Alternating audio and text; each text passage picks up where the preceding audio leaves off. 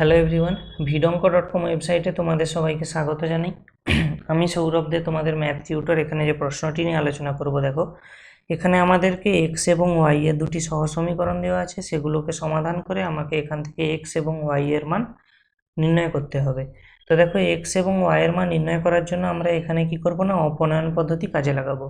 আমরা উভয় পক্ষ থেকে এই যে ওয়ান, দেখো এখানেও অ্যাকচুয়ালি 1/x আছে আর এখানেও 1/x আছে। তো আমি এই 1/x এর সহগগুলিকে সমান করে এই 1/x এর যে অংশটা সম্পূর্ণরূপে দুটি সমীকরণ থেকেই অপনয়ন করতে চাই। তো দেখো, সেই কারণে আমি এটাকে কি করছি, 1 নম্বর সমীকরণ নাম দিলাম, এটাকে আমরা 2 নম্বর সমীকরণ নাম দিলাম। তো দেখো, এখানে আমাদের লবে ছিল বি এবং হরে আছে এ, এবং এখানে আছে লবে আছে এ, ঠিক আছে। তো সেই কারণে আমরা একে কি করব, এই সমীকরণের উভয় পক্ষকে আমরা কি করব না,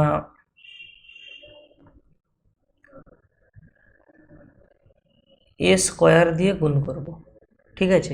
এই সমীকরণে উভয় পক্ষকে আমরা এ স্কোয়ার দিয়ে গুণ করব, দিলে কি আসে দেখব। এবং এই সমীকরণের উভয় পক্ষকে আমরা কি করব না, এই সমীকরণের উভয় পক্ষকে আমরা জাস্ট বি দিয়ে গুণ করব, তাহলে কি আসবে দেখবো। তো দেখো, এখানে আমি যদি এ স্কোয়ার দিয়ে গুণ করি, কি দাঁড়াচ্ছে না, এটা দাঁড়াচ্ছে এরকম, A square B by A X plus A cube Y by B equal to A cube plus A square B.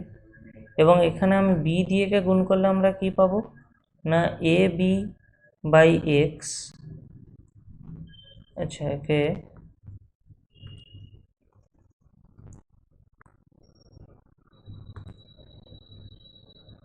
এই সমীকরণটাকে এদিকে লিখি, তাহলে আমরা কি পাবো এখান থেকে, A B by X plus B square Y equal to A square B plus B cube, ঠিক আছে।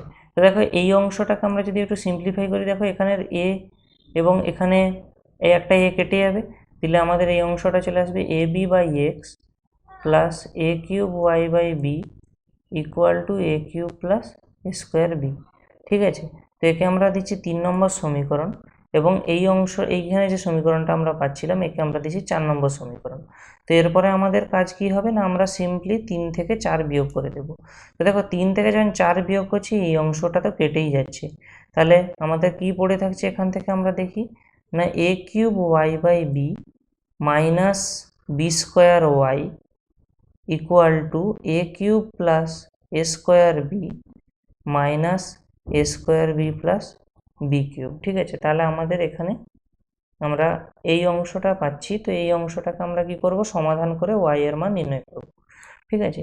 তো দেখো, এখান থেকে আমরা লসাউ করে নিই প্রথমে, তাহলে আমরা কি পেয়ে যাব, এখানে বি পেয়ে যাব, এবং উপরে কি পেয়ে যাব না, A cube Y minus B cube Y.